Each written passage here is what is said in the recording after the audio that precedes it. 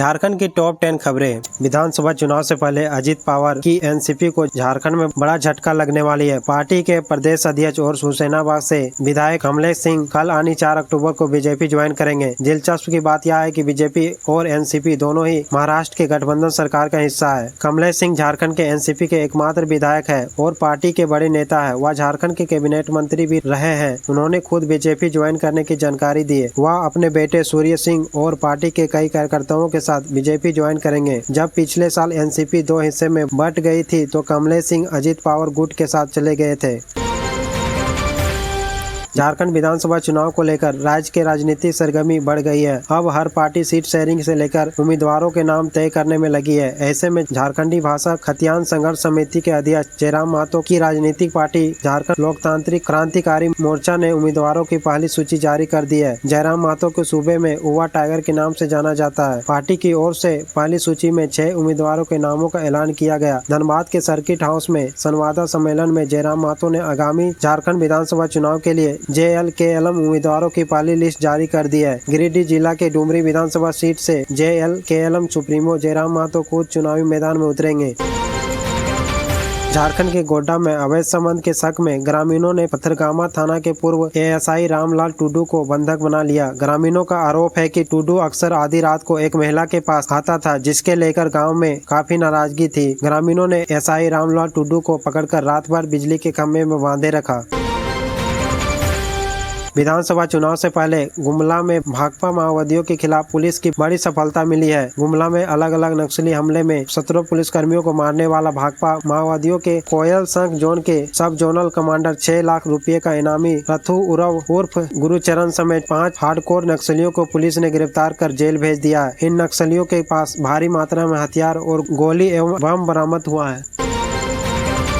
धनबाद के रामकालीन ओपी क्षेत्र के अंतर्गत 8 लेन सड़क के लाल चौक से जनशक्ति दल के कार्यालय जाने वाले रास्ते के किनारे गुरुवार को सुबह बम बरामद हुआ है, जिससे इलाके में दहशत फैल गई है। पुलिस ने मौके पर पहुंचकर बम का जब्त कर लिया। साथ ही मामले की छानबीन जारी है। बताया जाता है कि धनबाद की जनशक्ति दल की एक रैली निकलने वाली है। इसके लिए मजदूरों को इलाके में साफ सफाई के लिए बुलाई गई थी। इस दौरान जब मजदूर रास्ते के किनारे उगी झाड़ियों को कटाई के लिए गए तो वहाँ पर एक बम पड़ा दिखा, जिसके बाद इलाके में भड़कम मच गई। सभी काम करने वाले दूर भाग खड़े हुए। तुरंत ही इसकी सूचना जनशक्ति दल के कार्यालय को दी गई।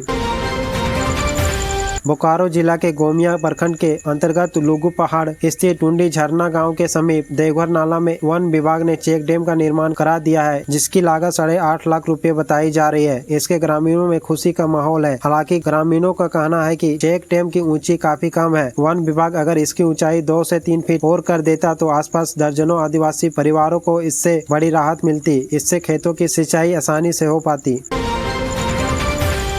हाल में ही JSSC द्वारा आयोजित CGL की परीक्षा को तत्काल रद्द करने की मांग को लेकर साहेबगंज में छात्र संगठनों ने गुरुवार को बंद का आह्वान किया है। आज सुबह से विभिन्न छात्रों संगठनों ने कॉलेज के कल्याण छात्रावास के छात्र नेताओं अगुवाई में आंदोलन कर रहे हैं। बड़ी संख्या में छात्र सड़कों पर उतरे और साहेबगंज की विभिन्न दुकानों को प्रतिष्ठानों को बंद करने का प्रयास किया।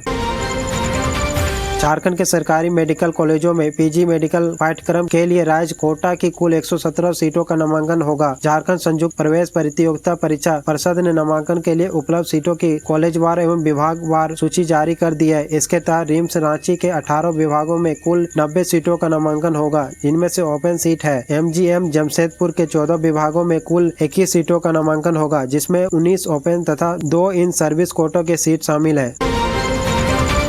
झारखंड विधानसभा चुनाव को लेकर अब राज्य में सियासी पारा चढ़ने लगा है। विपक्षी पार्टी भारतीय जनता पार्टी जहां हेमंत सोरेन सरकार को खिलाफ मोर्चा खोला है, वहीं सत्ताधारी इंडिया गठबंधन अब सीट शेयरिंग के लेकर मुख्यमंत्री पद तक का विवाद शुरू हो गया है। झारखंड मुक्ति मोर्चा और कांग्रेस के अंदर खानी सीट बंटवारे और मुख्यमंत्री पद को लेकर बहस छिड़ गई है। असल में कांग्रेस के झारखंड प्रभारी गुलाम अहमद मीर ने अपनी हालिया बयान में कहा है कि झारखंड में रोटेशन CM भी हो सकती है।